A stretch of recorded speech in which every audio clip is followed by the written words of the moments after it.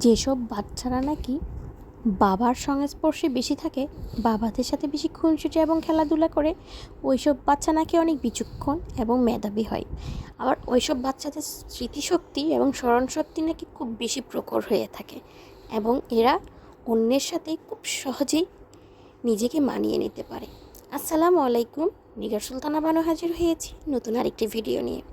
কেমন আছেন সবাই? আলহামদুলিল্লাহ, আমরা ভালো আছি।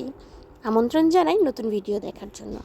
আজকে রান্না করছি ঐতিহ্যবাহী একটি সেমাই, সেটি হচ্ছে পেঁপের সেমাই।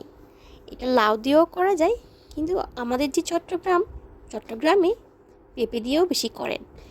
খেতে এত মজা লাগে বলতে পারবো না। আমিও আজকে পেঁপে দিয়ে বানিয়েছি, বাসায় পেঁপে ছিল, পেঁপে দিয়েই সেমাইটা করেছি। খেতে খুবই মজা হয়েছে। আমি এখানে লিকুইড দুধ ইউজ করিনি, আমি এখানে পাউডার দুধ দিয়েই কিন্তু সেমাইটা বেশি করেছি।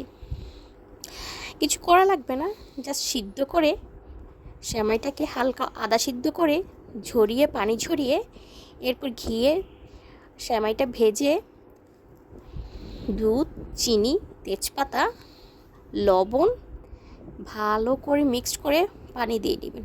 পানির জায়গায় যদি আপনারা গরুর দুধ দেন তাতে আরও অনেক বেশি মজা হবে। আমার কাছে দুধ ছিল না, তাই আমি দেইনি। তারপরে কি করবেন, নারকেল দিবেন। আমার নারকেলের পরিমাণটা কম ছিল, তাই নারকেলটাও কম দিয়েছি। নারকেলটা বেশি দিলেও অনেক বেশি খেতে মজা লাগে। এই সেমাইটা কিন্তু আমার শাশুড়ির হাত থেকেই শেখা। আম্মু করতো, কখনো খেয়াল করিনি, কারণ বিয়ের আগে সব মেয়েরা কিন্তু বাবা মার রাজকন্যা হয়। আমরাও কিন্তু বাবা মার রাজকন্যা ছিলাম, তাই আম্মু কী করতো তা কখনো খেয়াল করিনি, কিন্তু শ্বশুরবাড়িতে এসে সব কিছু খেয়াল করেই শিখে নিয়েছি। আসসালামু আলাইকুম, ভালো থাকবেন, সুস্থ থাকবেন, সবাই আমাদের জন্য দোয়া করবেন। আল্লাহ।